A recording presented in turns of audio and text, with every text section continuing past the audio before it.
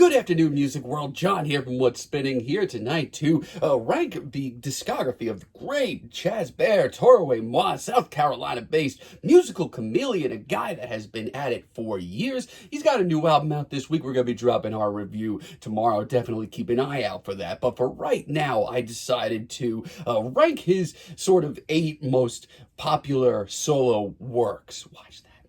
But for now, I decided to rank his discography. Now, for this, I may have, missed out on a, weird collaboration or different project or so, but I stuck to his 8 core releases here. So without further ado, I'm going to be counting them down. As always, don't forget, this is all opinion, so let's just have some fun. And kicking things off at number 8, I'm probably going to piss people off already, but I'm putting 2013's Anything in Return. For me, this is the album in Chaz's discography that's kind of lessened on me the most. Initially, I remember liking it when it first came out, but it has really fallen down in my ranks over the years. Chaz has tried so many different sounds over the years. This is still very much in his electronic and chill wave phase, but this thing, it's almost an hour long, and so many of the tracks here sound like the same material over and over again. Now, I do still enjoy Say That after all these years. That groove is still very bumpin', but this kind of comes off to me like some B-sides from his Underneath the Pine record. The hooks are weak, and Chaz just has so many more interesting works. Sorry.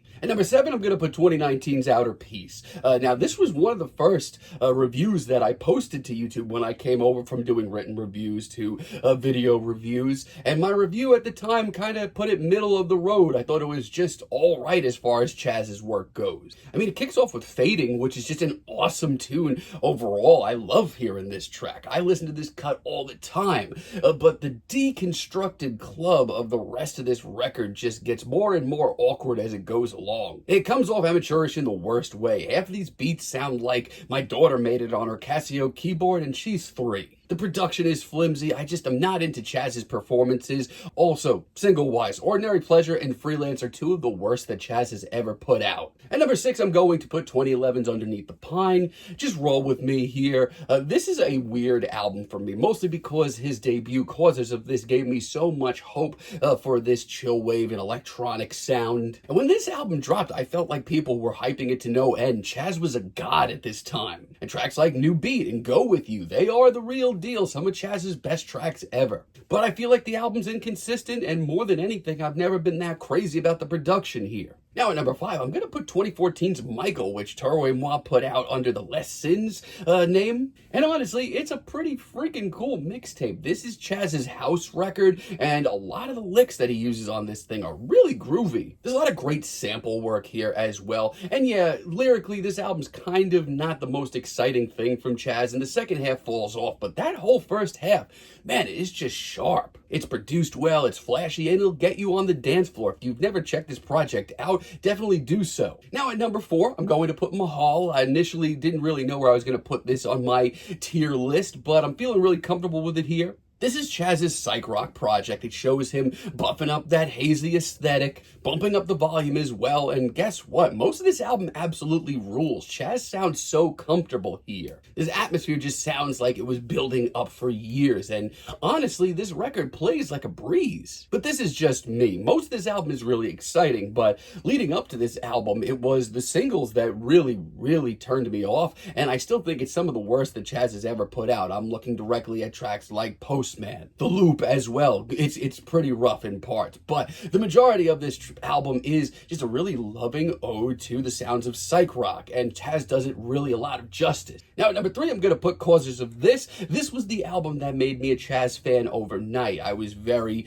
young into my chill wave phase at the time, and this album blew my mind. Between the hazy atmosphere and the youthful energy, this album is definitely a vibe.